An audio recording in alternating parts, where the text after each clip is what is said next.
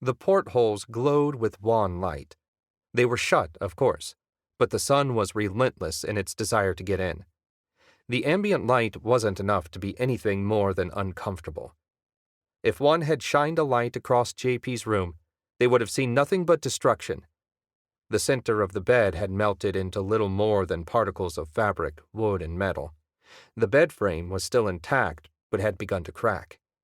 No matter. It lay on the floor. The carpet beneath it had ceased to exist.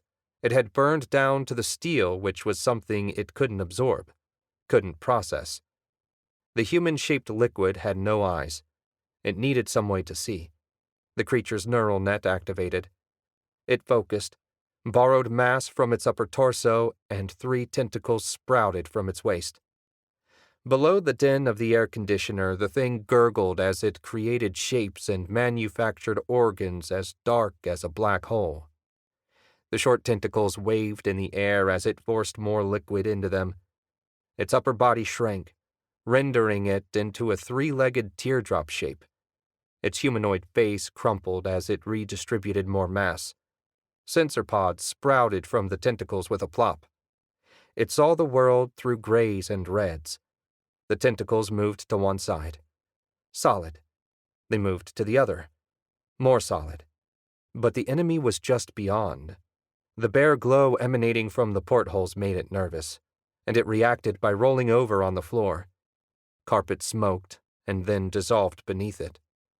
The thing tried to process the concrete and add the substance to its mass, but again failed. It examined the room. A bright sliver of light shone through the bottom of the doorframe. It couldn't get out that way. The thing thought for a moment before its arms retracted into itself and became another pair of legs. Its constituent parts reacted as one, and it slowly stood. It moved in undulating waves, the liquid rippling with each step, and approached a wall between the 2 light sources. It dragged one of the tentacles across it. Paint hissed. Sheetrock melted, and then it hit steel. Instead of turning to the other wall, the tentacles popped out the other side.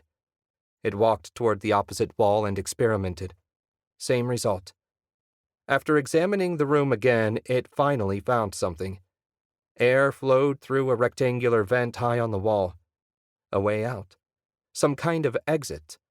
Something. 2 of its legs disappeared, as did the tentacles. The thing reformed itself into a standing tower of liquid. Without eyes, it couldn't see anything, but it felt the air rushing through the vent. It found the metal grate and slowly poured itself into the AC vent.